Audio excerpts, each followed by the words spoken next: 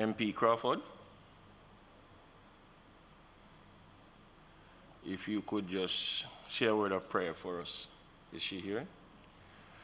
Did you say MP Crawford? I wasn't hearing clearly.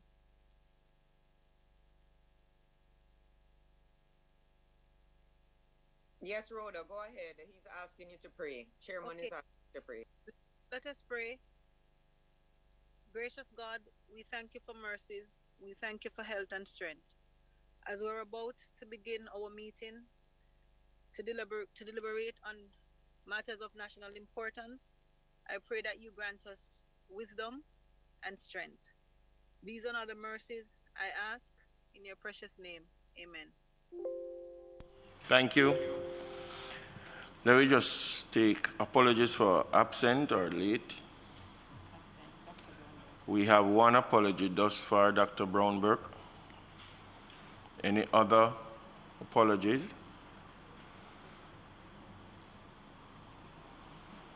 Any other apologies?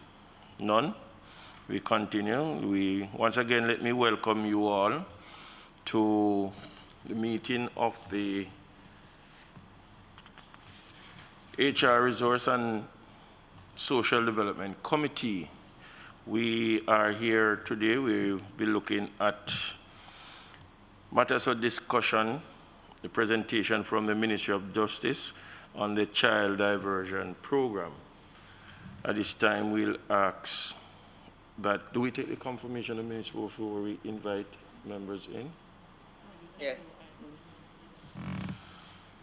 I take it that from the last meeting, which was held in June, that persons would have seen the minutes. It would have been read. Madam. Yes, Chair. I went through the minutes and, let me turn my camera on. I went through the minutes and I believe they are accurate in terms of what was discussed in the last meeting. Can we have the confirmation of the minutes? Seconded.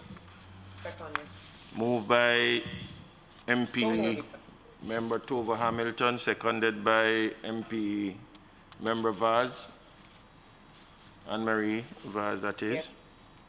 Yes, Chair. Matters arising from the minutes?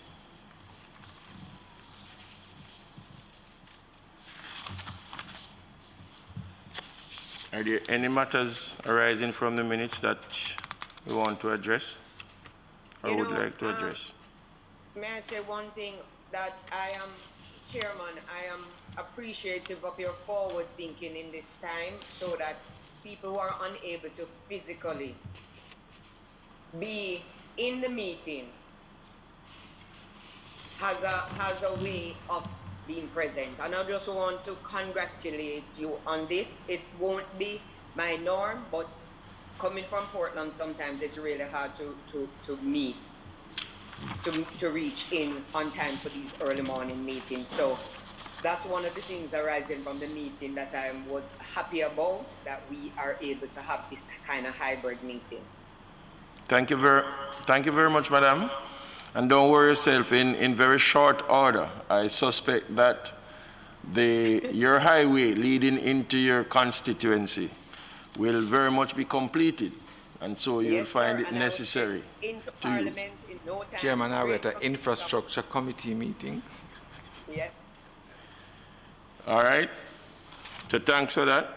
Any other matter that would want to discuss arising from the minutes? If there is none, at this time, we'll ask that members, the team from the ministry, be invited in.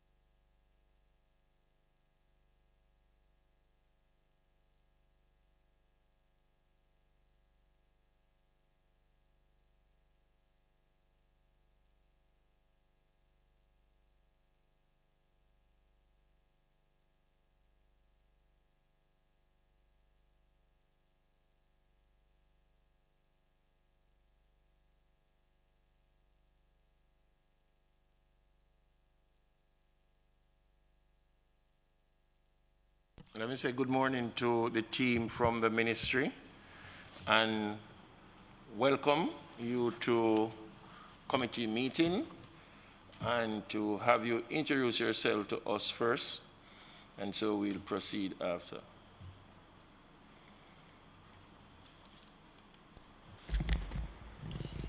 Good morning, Chair and committee members. I am Grace Ann Stewart McFarling, Acting Permanent Secretary in the Ministry of Justice. With me this morning are Mr. Levi Rodney, who is sitting behind me. He's the Child Diversion Officer for St. Andrew. Next to me, to my left, is Miss Janet Howe. She's a Child Diversion Officer for Kingston. And directly behind her is Mrs. Dion Jones-Brown, Child Diversion Officer for St. Thomas. Thank you very much. Before us is a document that was presented by the ministry. Madam Acting PS, would you want to take us through, please? Yes, Mr. Chairman. Okay, Mr. Chairman, the Ministry of Justice has been asked to present today on the Child Diversion Programme, specifically to report on activities that have been undertaken since the implementation of the Child Diversion Act of 2018, the number of children who have participated in the program, and the overall challenges and achievements of the program since its inception. As requested in letter dated June 30, 2021, the Ministry of Justice provided a comprehensive report to the Human Resources and Social Development Committee of the Houses of Representatives. This was submitted in July. However, due to challenges, we are here now. This report provides background on the Child Diversion Program, including recommendations made by the United Nations Committee on the Rights of the Child in June 2003 to address how the Jamaican justice system should treat with children and juveniles who are in conflict with the law. From consultations held with our partners and stakeholders, the National Plan of Action for Child Justice of 2010 to 2014 was developed and tabled in Parliament in November 2011. The plan provided a framework for drafting the subsequent child diversion policy in 2014 and the tabling of a bill for child diversion, which was enacted as a Child Diversion Act in 2018. The report defines child diversion, which is the process of implementing measures for dealing with children who are alleged or recognized as having infringed the penal law without resorting to the formal judicial proceedings. It also outlines the criteria for a child to be considered for diversion and highlights the mechanisms established by the government to treat with cases in accordance with the Act. These mechanisms include the various parish child diversion committees and the National Oversight Committee that was established in 2019. To date, the Child Diversion Program has, through its outreach activities, conducted an education program on the Child Diversion Act, held training with over 388 key implementation stakeholders, and forged partnerships with relevant service providers to aid in the development and delivery of treatment plans for children in the program. As at March 2021, over 304 children have participated in the program. That number, of course, would have increased by now. In the Child Diversion Program, 93 were referred for counseling sessions, 77 for substance abuse treatment, and 75 for sexual and reproductive health counseling. Some of the challenges arising during the program implementation would have included suspension of some court activities in the earlier part of last year due to COVID-19, reduced assessment and treatment plans, as well as reduced access to some service providers due to the COVID-19 restrictions, a reduction in program outreach and impact due to the move to the virtual space in training, as well as the need for strengthening of existing ICT infrastructure. The program is still in its early stages and represents a concerted effort by the government of Jamaica to provide access to justice for children without formally involving the judiciary. At this time, the data collection, monitoring, and evaluation of the program are ongoing, and it is evident that the ministry will require technical assistance in order to see the fulsome delivery of the program in keeping with the Child Diversion Act. At this time, I would also like to use this opportunity to thank the CSJP, that's the Citizen Security and Justice Program, which came to an end last December, and UNICEF for the budget support that they provided for the startup and establishment of the program. Through you, Mr. Chair, we will now take questions. The officers who are really the implementers on the program will provide some of the answers. Thank you very much. You're welcome. Acting PS. The floor is now open. Are there any questions? Okay. Member Guy. Thank you very much, Chairman. I want to thank the Acting Permanent Secretary for going through the presentation. I have a few concerns, though, Chairman, and if you allow me during my questioning to get a little parochial, you will appreciate my concerns there. I note in the presentation, Chair, first of all, that the page 6 of the document speaks to the 4 tiers that the Act causes one to focus on, which is pre-charge, post-charge pre-trial, post-conviction, pre-sentencing, and post-adjudication. And in the second one, it says diversion by the courts, either the clerk of courts and judge. Post-conviction, pre-sentencing refers to diversion by the court, who is the judge.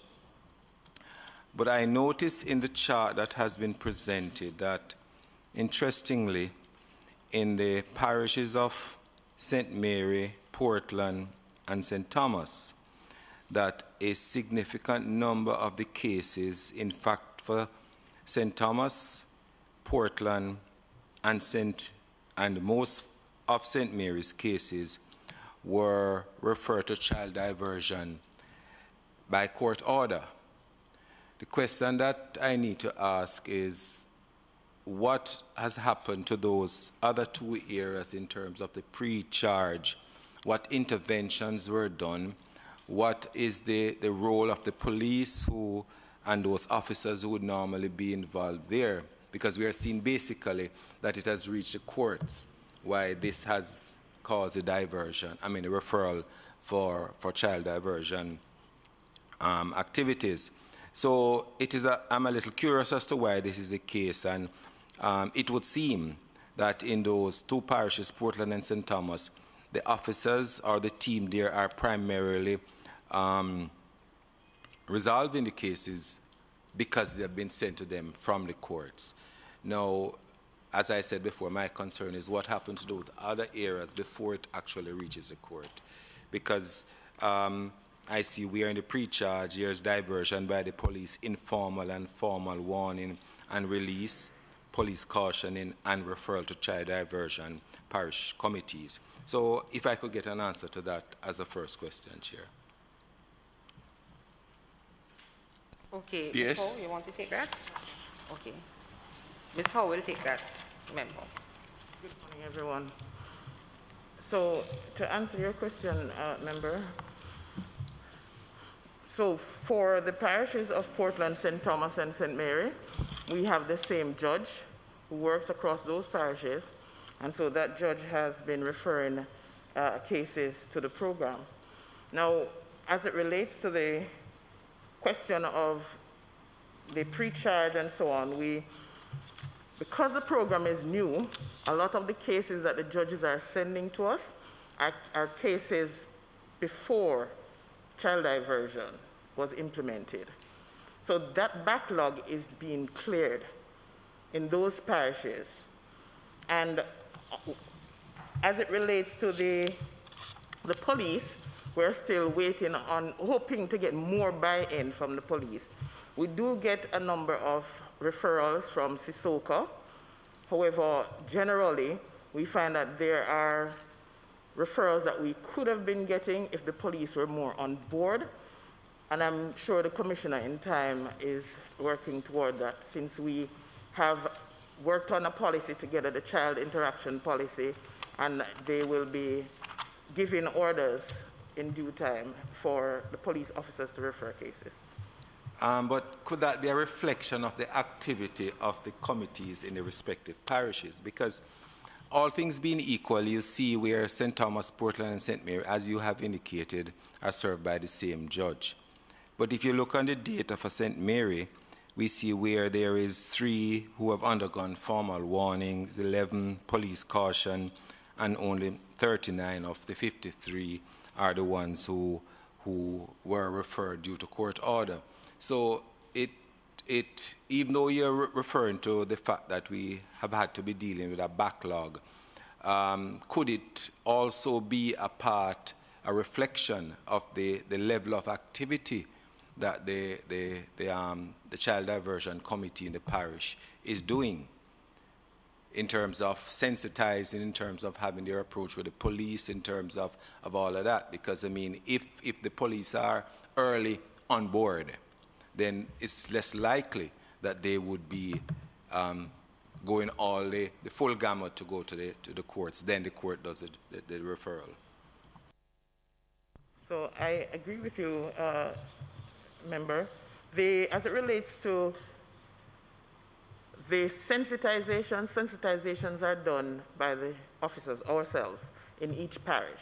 So yes, we have been doing a number of sensitizations, and that would have led to, if you notice on the chart, some formal and informal warnings, right? Just to be able to capture those children before they get a caution, before they are taken to, before they are brought into a treatment plan, before we have to create a treatment plan for them. So yes, we know that the sensitization has been working. And as a matter of fact, where the courts have not, in the other parishes where the courts have not referred as many children, we've had a number of police officers referring. But we're just hoping for the buy-in across parishes.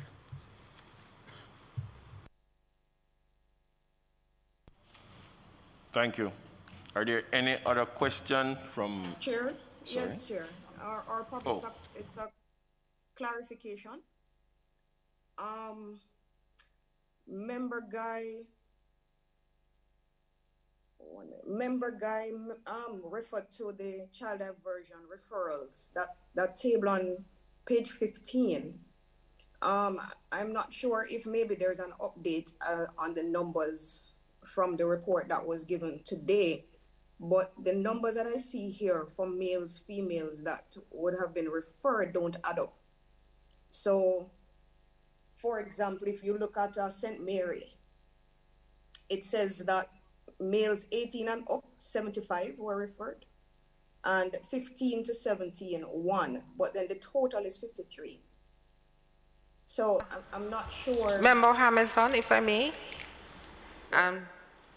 That table carries some inaccuracies. Unfortunately, you're not here to get the correct page. Okay. We did correct it and take it with us. But while you mentioned the 75, while that number would have changed from 75, it is now reflecting 5. Okay. Should be 5 or not 75. So there is a correction there. But they all have errors. just to make a note that they all have errors but for Yes, that whole page needed to be corrected, carried some discrepancies, which we corrected overnight. Unfortunately, are not here to get the correct page. All right, thank you. You're welcome. Just a follow-up now in terms of the data service providers on page 14.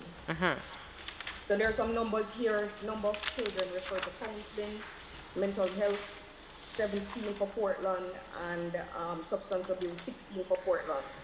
Do these numbers overlap any at all, or they're separate?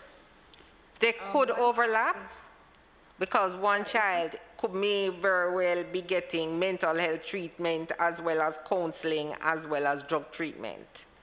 So why I'm asking is because I don't know if there is any connection between substance abuse and mental health in our children. Do you find that? Ms. Ho, you want to take that?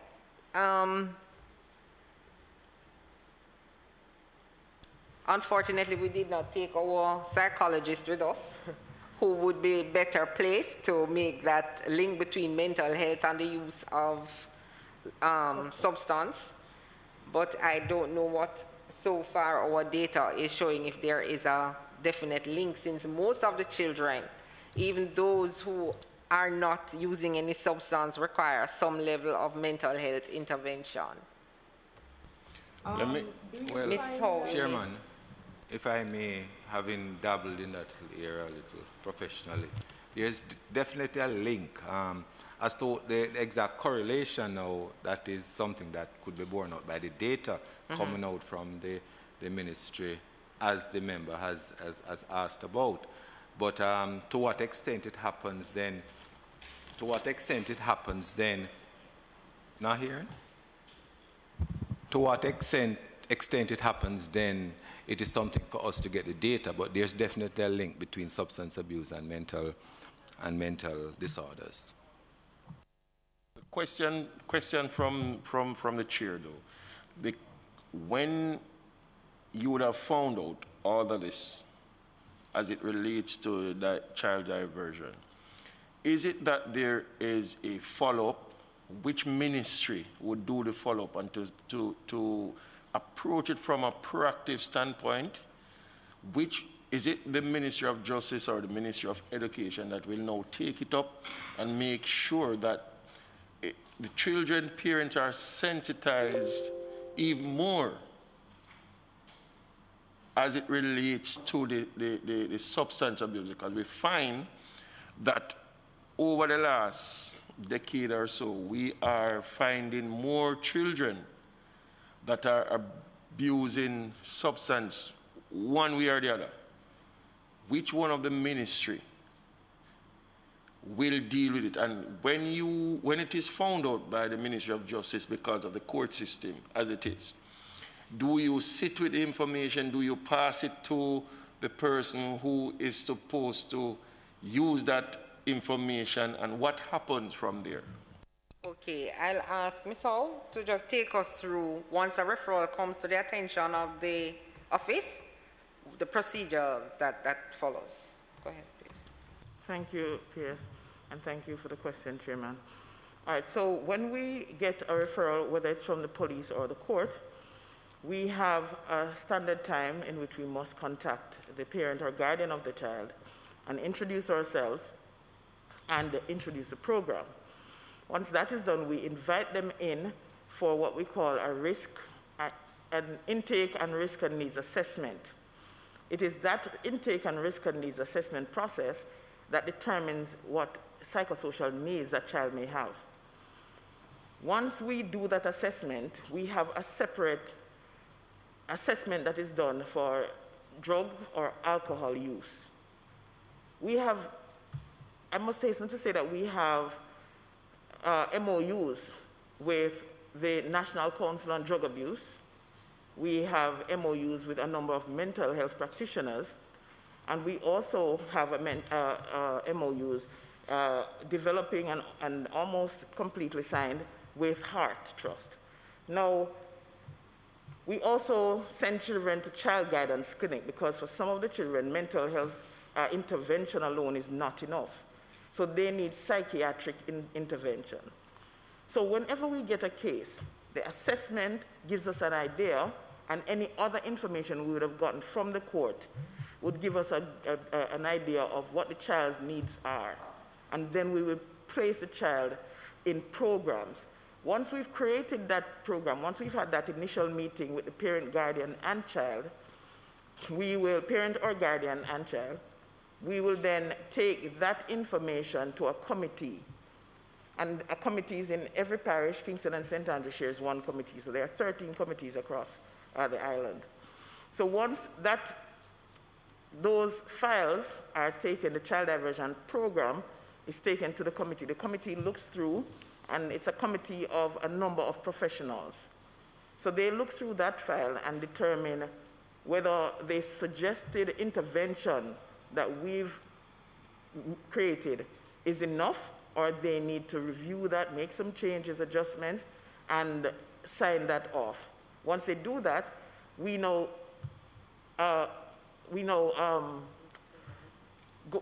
approach the service providers and ask them to sign what we call a program acceptance form.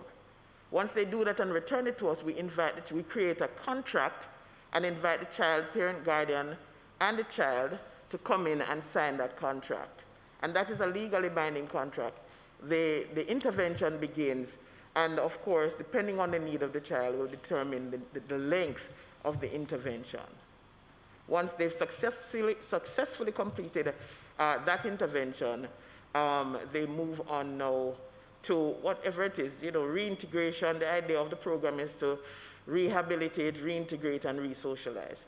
So with that holistic approach, that's the intent. But just to add, Chair, to the question that you asked, if there are other entities involved in the treatment, yes, there are, because we also work closely with the CPFSA, which falls under the Ministry of Education. That's the Child Protection Agency. And so, yes, wherever best suits the intervention, then they take it on. And the Ministry of Justice, we do the follow-up to ensure the child is abiding to the agreement in the contract for their treatment. So do you... Chair, can I ask a follow-up question? How do you treat children that are exposed to maladaptive behavior within the homes? Are they removed? No, Member Hamilton, thanks for your question. They are not removed from the homes. PS mentioned just now the Child Protection and Family Services Agency, who we work alongside. And what we do when we have challenges, certain challenges, we try to get the parents involved as much as possible. So Child Protection and Family Services Agency has a parenting program, a parent support program that helps the parent and the child. So while we are intervening in other areas, the Child Protection and Family Services Agency is also able to intervene and assist the child and parent in developing a better relationship so that the program can actually work. But what if it is found that there is abuse in the home leading to the child behaving in a particular way? I mean, how do you resolve that? Well, sorry, Mrs. Smith. So once it is referred to the child services, child protection and services, family, whatever, CPFSA, they would carry out the actions that they are mandated to do. So if it is found that the child who has been referred to them in working with that child, if it is found that there are other intervention that is needed, such as removal from the home, then they would take the necessary action as provided in their act to remove the child, or take actions in the best interest of that child to remove that child from that situation. But as the child diversion itself is concerned, we do not have that authority under the Child Diversion Act to remove that child from that situation. But through CPFA's intervention, if it is deemed that that child needs to be removed from the home for their own safety or for deeper treatment, then they have that authority to do so and report back to us as to what their intervention activities have been. Chairman, thank you. Okay. I'm following up on Member Hamilton's query concerns just now. To ask this question, Madam PS, are all your parish diversion committees staffed with the 9 persons who are indicated here to include, which is the JP, the Minister of Religion, Child Officer from Child Protection and Family Agency Services? Are all of the parishes have that exact composition in place? Because I ask the question because if the concern of Member Hamilton or the member from North Trelawney, her concern came up, it would definitely mean that if that came to the committee and there is a representative from the CPFSA, then certainly that we expect that to be acted on. So I ask the question, are all the committees staffed with the requisite numbers of persons? All right. Member, the Act makes provision for each parish committee to have a composition of members between 7 and a minimum of 7 persons and a maximum of 11. So all may not at the same time in all parishes have the exact number, but those offices that are mandated, like the government representatives, they do now have all of those mandated persons. So persons from the correctional services, the entity, that's CPFSA, with responsibility for children, justices of the peace, and so on.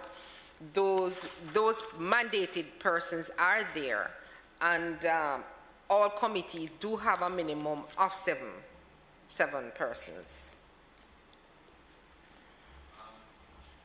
Chairman, I indicated earlier on that I had another question, but I wanted that one to be answered first.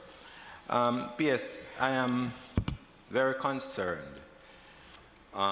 If we look at page 14 of the presentation, of the high number of children from both St. Thomas and St. Mary receiving sexual and reproductive education and counseling.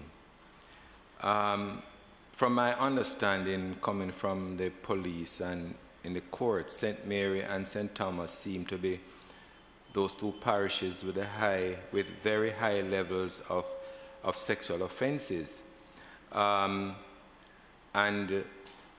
wonders whether this is what is happening in the adult population is also what is happening in the children population. And I wonder also whether the number of referrals from the court, which I asked earlier on, would be as a consequence of these sexual offenses, which I would imagine would go to the courts apart from others, non-sexual offenses. So it is a cause for concern. And has the Child Diversion Unit within the ministry looked into this particular area or referred it to any other agency in government to say, hey, we are seeing this happening in these 2 parishes. What is happening here? And to see if some intervention can be made to thwart this continued direction. So, you know, just asking, because it is something that is bothersome to me coming from St. Mary, as a member from Central St. Mary. And and Chairman, if you notice too that it is only St. Catherine that has beaten Portland in terms of 8-9. But so it is almost a also, member, the concern that I have is that maybe the member from the team, from the ministry, is working well in these areas, so they are recording the number of cases. Now that we have seen this amount in these 2 parishes, have we stopped to say, wonder if what is happening in the other parishes, are there any record of it? Are we doing enough to find out if it is happening and not being recorded, not being reported? How are we going to treat it? Because I can tell you, or it is my opinion that it is not just these 2 parishes. And so those persons who are vested with the interests of the state children, the children of our nation, have to do a lot more. We have to be more proactive, and I keep repeating the word proactive because a lot of what we do is reactive. We're reacting to a situation, but we need to go a step further and become more proactive in terms of the situation wherein we want to make sure that it doesn't happen rather than it happen and we have to find a cure for it. Chairman, I understand the point you're making, and I totally agree with you. But based on the data that is presented to us, it is what has happened and has come through the police system, which eventually gets to the court and the child diversion units. So we see in the region 2, that we're having this increased numbers here, and it is something that is a cause for concern and something that as the chairman has agreed with, is something that we need to look into as a country. Why is this happening here? And when you also consider that these are 3 of the smallest parishes in the country, you know, with such high incidence, then one wonders what happens in the other areas as well. Okay, to answer your question, member, the program is still fairly young in its infancy. But having gone a year and some months now, we are now in dialogue with some of our, well, one especially of our donor partners. We're having a monitoring and evaluation framework developed. And this is to dissect the data that has so far been presented in the program or has been garnered.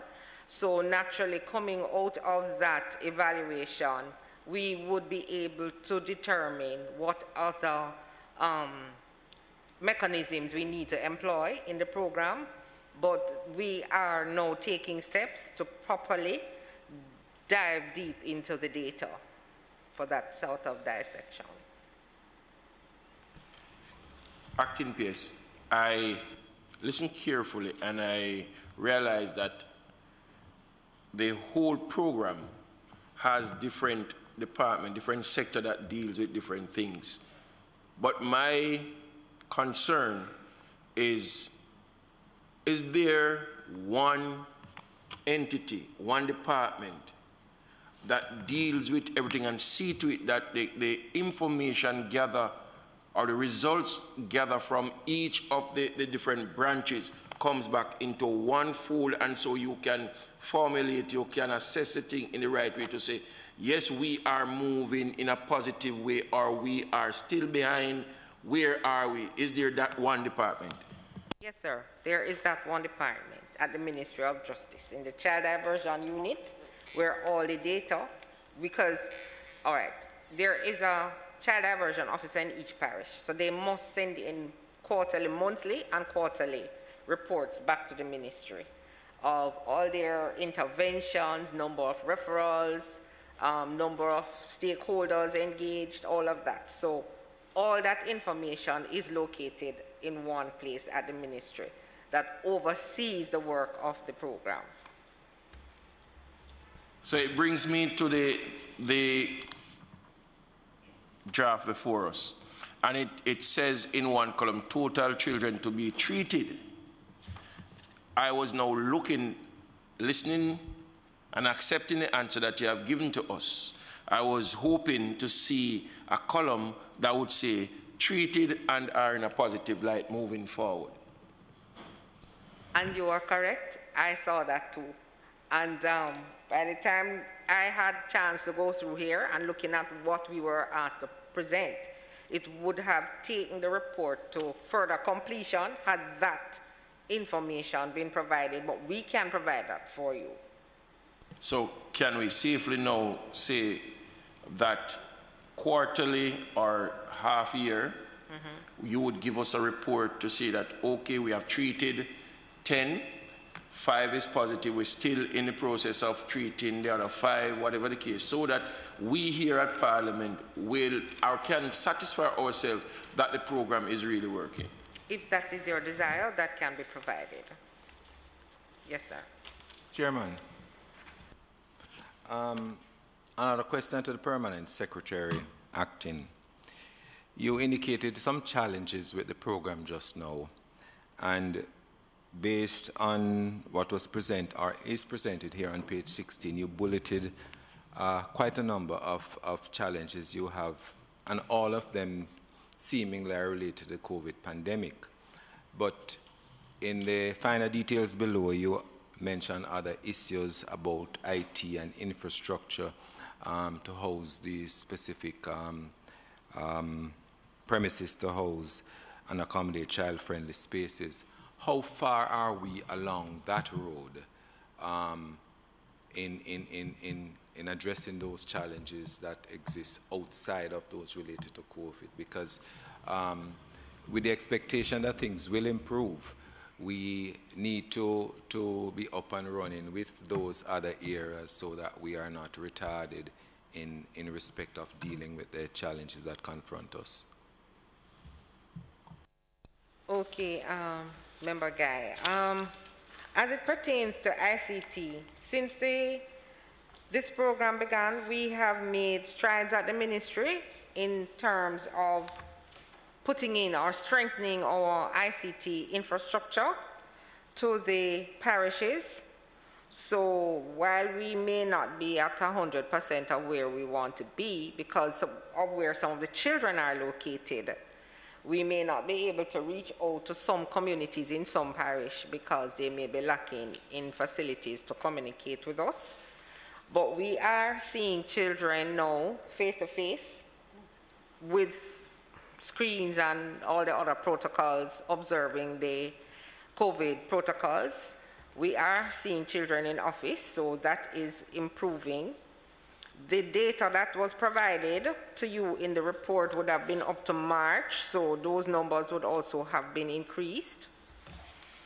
And as it relates to the other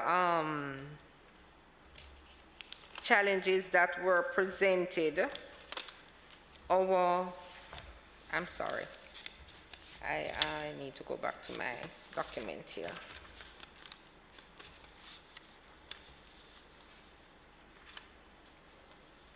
Right, so I was saying that we have actually invested in strengthening our ICT infrastructure, and that would have solved quite a bit of the problem.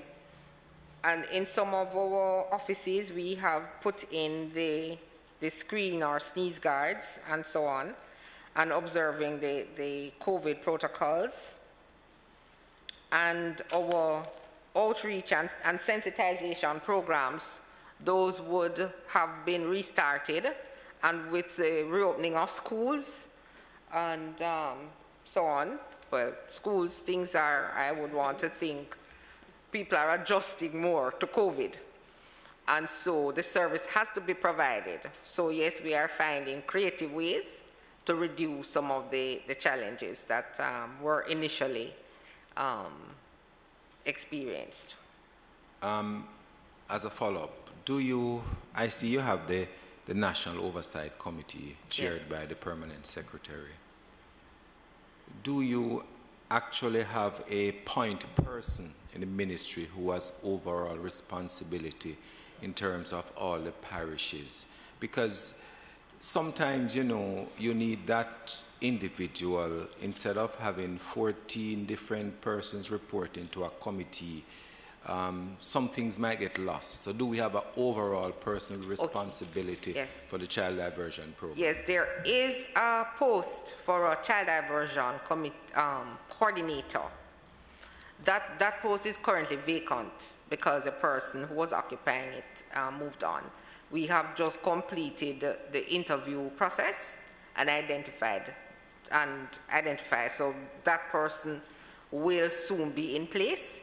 But yes, there is the Child Diversion office or unit within the ministry that has general oversight for all the parishes, the officers across the island. So there is that point person.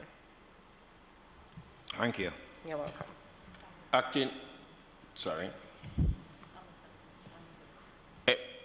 Member Hamilton?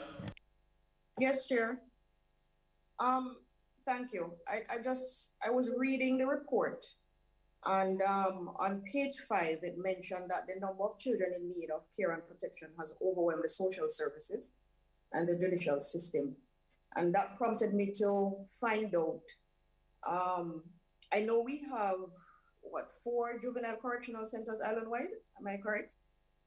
Do we know the capacity for these centers, and do we know how many children are currently being housed in these centers?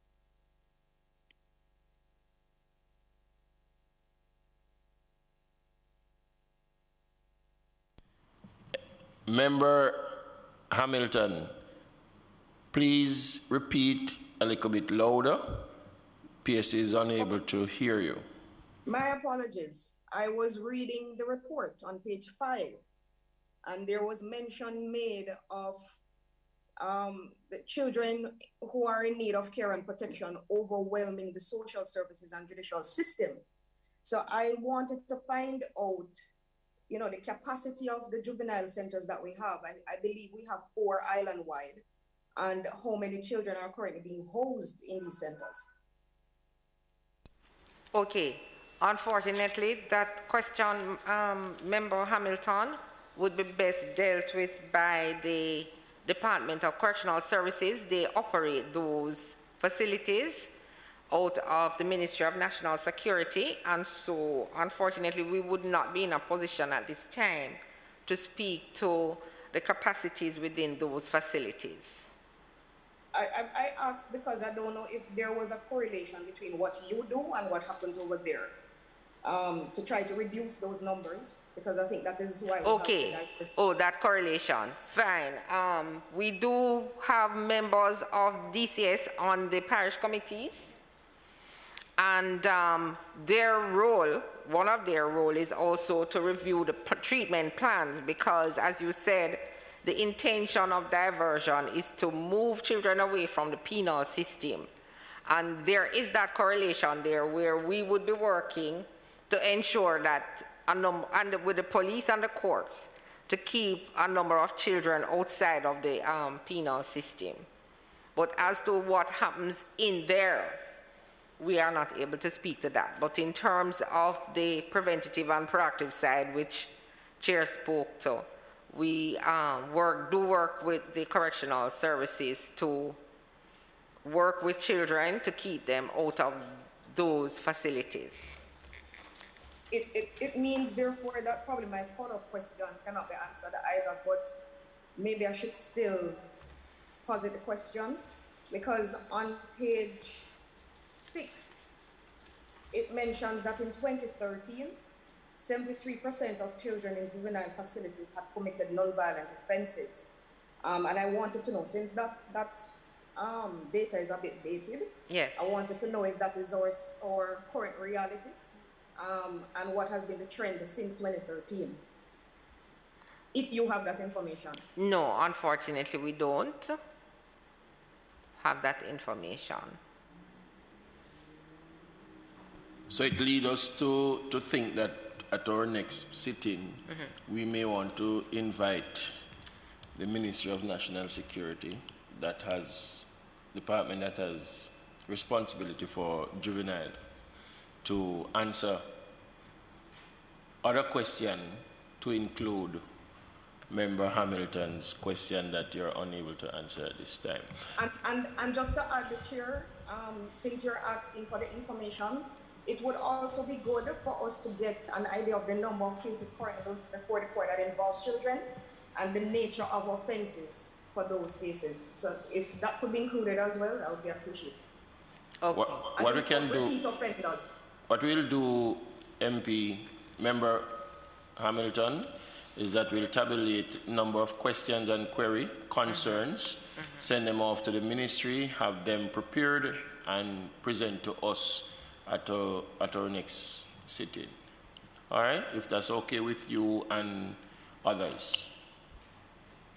My question, Acting PS, is, or the concern I have, I'm aware that the Ministry of Education and Youth would have established a hotline, a number, 211 number for children to call in persons to call in if there is a case of that they know of child abuse. Are you in partnership with the ministry where that is concerned to help with the situation as it is? No, unfortunately, we were not engaged at that level. We were not engaged at that level. So, because the intention of that line is for persons, children can self-report if they are being abused, or persons who know of children who are being abused, about to be abused, or being neglected. So that number was developed directly for the use of the child care, CPFSC and the Children's Registry for reports of abuse to be made. So the children on our program, they can make that report, but generally they come to us almost after the fact when they would have committed an offense. So child diversion is really for children who, mainly for children who are in conflict with the law, and so the abuse cases would go to the CPFSC. Members, are there any other questions, yes, concerns? I have a question. Can I go ahead? Go ahead, member. Thanks, Chair. Acting PS, there was mention made of communities being engaged to deal with child offenders, but I wanted to get an idea of how exactly communities are empowered. What are some of the intervention strategies used to assist?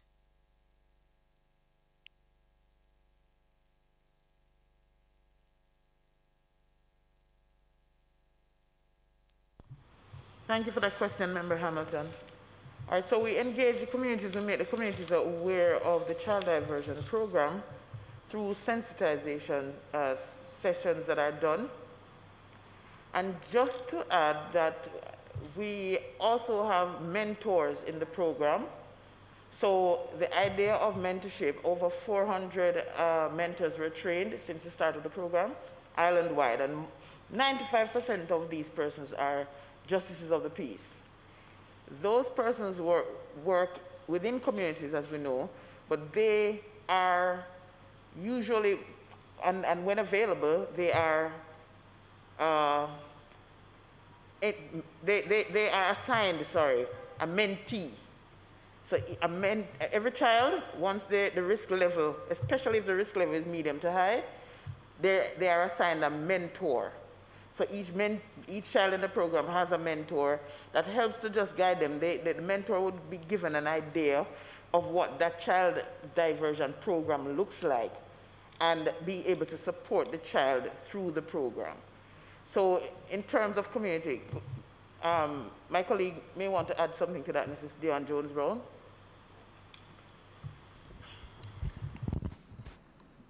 Hello, yes, ma'am. I was adding that we also include the parents in terms of contingency plan, in terms of contingency plan management. So when we're doing the parenting counseling, that is to equip the child in reintegration. So after they leave the program, the parents are now equipped with the skills to reintegrate the child back into their community, into the home, and to better able to prevent the child from committing another offense. So we do family interventions and community interventions to equip the family and the community to know how to deal with this child. So if it is that perhaps the child is smoking and there is marijuana or other substances readily available in the community is now engaged to know that this is not something that it should be readily available to a child. So when the child leaves the program, the family is able to adequately supervise that child. Chairman, just a comment that Mrs. Jones-Brown mentioned, and it goes back to the whole issue of privacy. If you have a community intervention, and it's almost what I'm hearing, and I want to disabuse myself of that thought, that this sounds almost like a sexual offenses registry, for example, within the community. You know, So I just want us to be clear that it is not like that, because children at this age, in spite of the fact that they have committed an offense, need to have certain of their rights protected, both the victim as well as the person who committed the offense. And I am gathering, and I need to, as I said, to be reassured that this community intervention does not involve a whole flock of people who might have access to the offenses committed, nor the strategies in trying to rehabilitate the children. So can you just reassure us? No, that's not the case. If the community is engaged, it's not pertaining to a specific child or anything pertaining to that child or victim. So it's a if a community intervention is done, it's not specific to a particular child. The family is engaged specific to that child to put something in place. But if it is a community concern, then the community may be engaged, but not specific to that particular child. The only person that would know, the mentor, that would be in the community, if that mentor is in fact in the community. Thank you.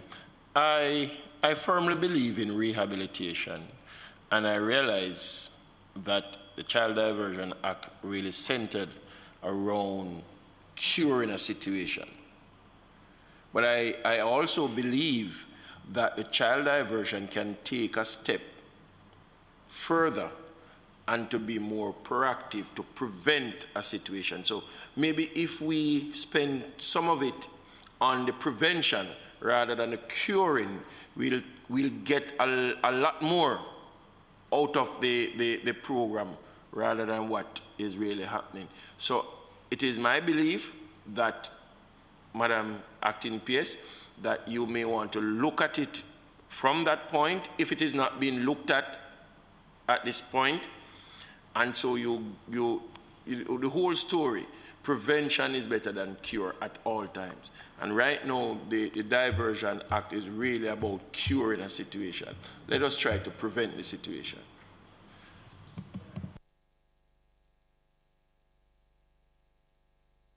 Go ahead, Dr. Charles. Member Charles. Good morning, everyone. Quick question, PS. I see where, and I'm happy to see, especially in St. Thomas, that 5 children were referred to counseling, if that's accurate, and 7 for to receive counseling for abuse, substance abuse, and 13 for sexual reproductive education. Who evaluates and chooses and decides where a child should go for counseling? Is there someone in particular, or you have a team who decides on that?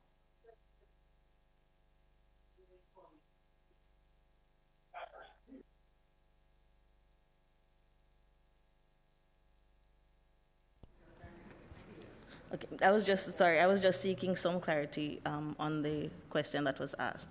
So yes, the child diversion officer does the intake and assessment and presents a treatment plan. This treatment plan then goes to the committee, the parish committee, who reviews and modify, if necessary, the intervention that is needed for that child.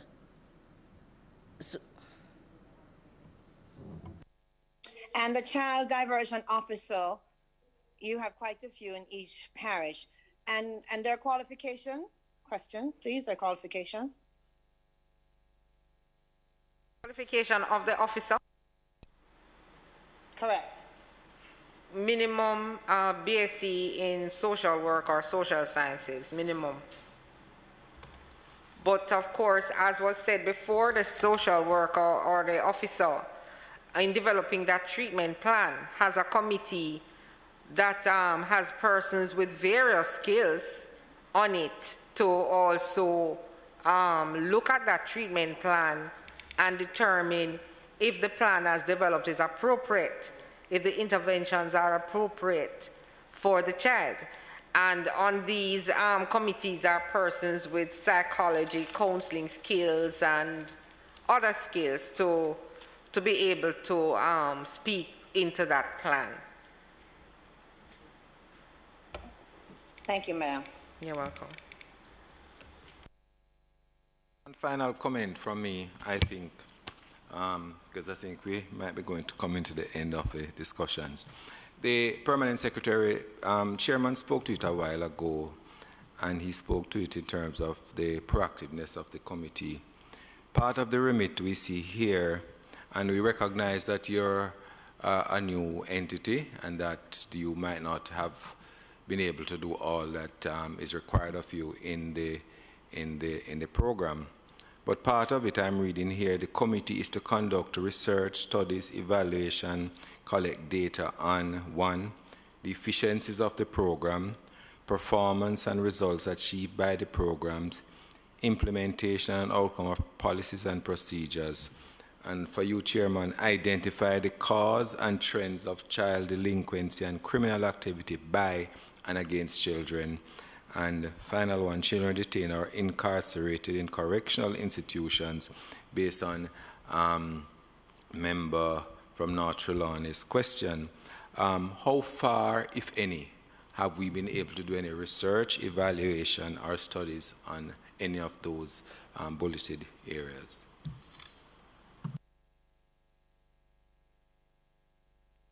Okay, member.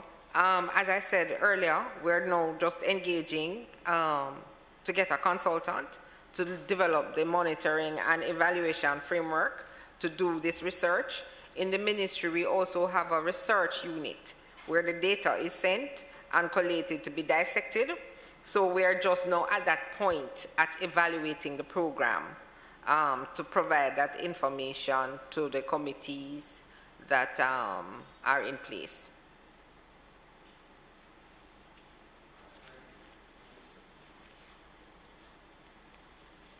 Are there any other questions for the ministry?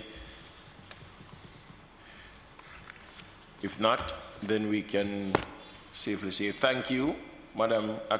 Sorry. Yes, sir. Just to provide some information with regards to your earlier question, concern you raised about the matter of being proactive. Even when a child comes to us for a particular offense, let's say a child comes to us as a result of sex with a person under 16, but in our assessment, we discover that there are other criminogenic needs that the child may have. We do provide the treatment plan would have addressed those needs. So the risk of reoffending or committing another offense would have been greatly reduced by us providing, identifying that the child has this tendency and create a plan, a treatment plan to address that concern. So there is that proactive step, but in terms of the children coming to us, they always come to us after the fact that a crime has been committed or was about to be committed. Thank you very much. So let me now say thank you, Madam Acting PS and your team for being here with us this morning to create that comprehensive overview of things that we know of, things that we didn't know of, and going forward we'll be doing our best to see what we can do from where we are to make life a little bit more easier. I noticed in your presentation you made mention of technical assistance that is required. It is something that the committee would want to write to the powers that be and to say help is needed, support is needed, and put shoulder to the wheel and make it happen for the children of our nation. Thank you for coming, and you can be excused if you so wish. Okay, and thank you, members, for having us, Chair. Thank you so much.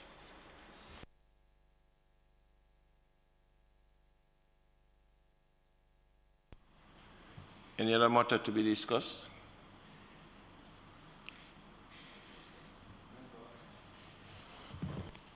In terms of going forward, next steps, whatever, I am still putting on the table the the suggestion made at the very first meeting about having the University of the West Indies come here to have a discussion on their development plan, which was tabled in the Parliament some time ago. I think it's important. And more so, Chairman, particularly in light of recent developments, we hear that UWI has been elevated in terms of its ranking internationally. I think it would be a good discussion to have and to see where they're going.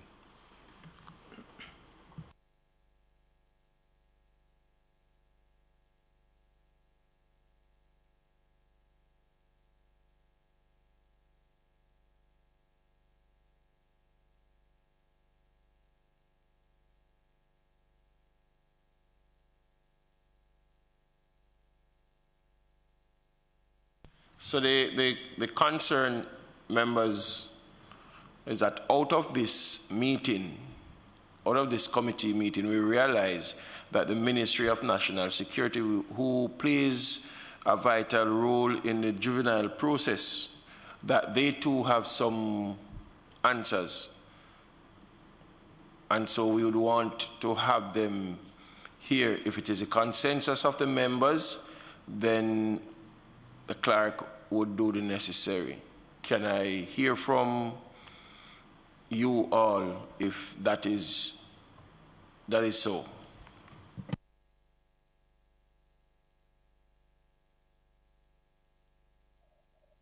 Chairman, since I'm the only one apart from you in chamber, that would be something that is desirable as to how soon the Ministry of National Security can act on the request of the committee is debatable. We could urge them, but we do have a low-hanging fruit at our doorstep, if one may, and it does not preclude us having the Ministry of National Security as well doing their presentation.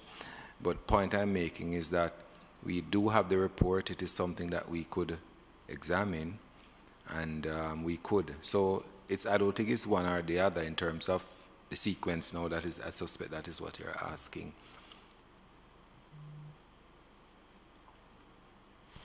Anybody else want to share their opinion?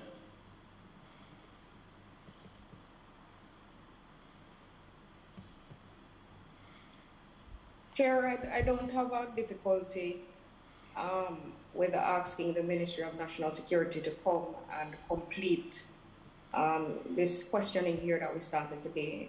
I believe it would make sense for us to take that route, but I believe the member from St. Mary's Central seems to have a particular interest in the university, and maybe it is something that we can explore. I was coming to that too, because it is not the first time that the concern was raised, and I do believe, even then and at this point, that yes, the university really needs to come to us and to give us their take on their plan of action going forward, so that we as legislators will have a fair mindset as to how to treat with certain things. So yes, I am for that, just the same.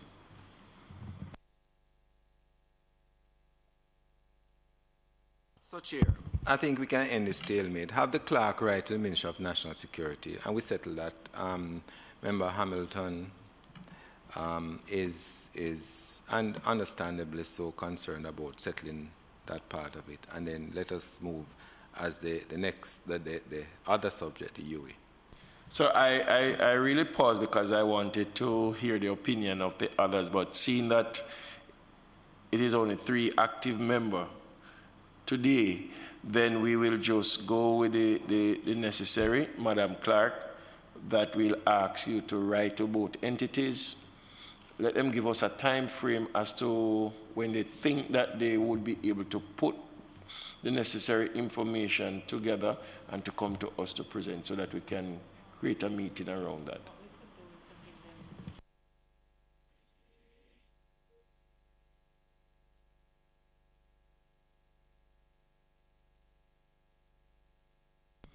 So we'll take that process that has been used for over time. So then we can set a meeting, a date for a meeting. Definitely. Thanks again, members, for... No, Madam Clerk was expressing the fact that customary is that you'll give the entity a 2 weeks interview. So you're comfortable. You're comfortable with that? All right.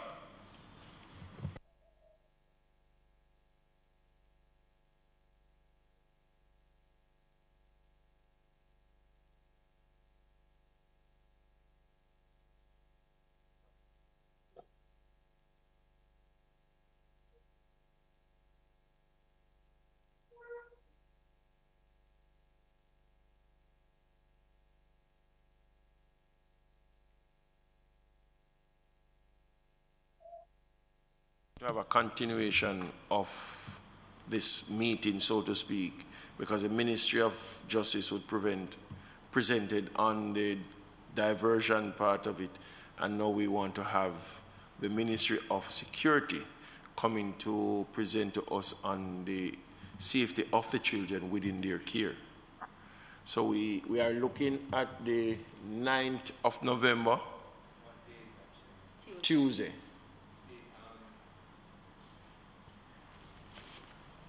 In terms of what has proceeded before, Tuesday is usually reserved for PAC. I don't know what is the. Well, there's none. It is free now. It is free now. Yeah, the schedule is showing free. All right. And so if we take the 9th for the Ministry of Security, then we can look at the following Tuesday for the university. All right. Give me your take. I'm just saying, Chair, that the university document is a very voluminous one, so we'll have to start reading it from now. Well, we serve them notice, and if it is okay with them, then if not, then we would have to look at another date. But tentatively, we could look. The 16th. So the 9th and the 16th are the 2 days set, hoping that we are not asked to give up the space and time. So the next meeting date, tentatively the 9th of November, when we hope to have the Ministry of National Security presenting to us. If there is no other matter, I ask that this meeting be adjourned. So moved, Chair. Moved by Member Hamilton, seconded by Member Guy. Meeting stand adjourned.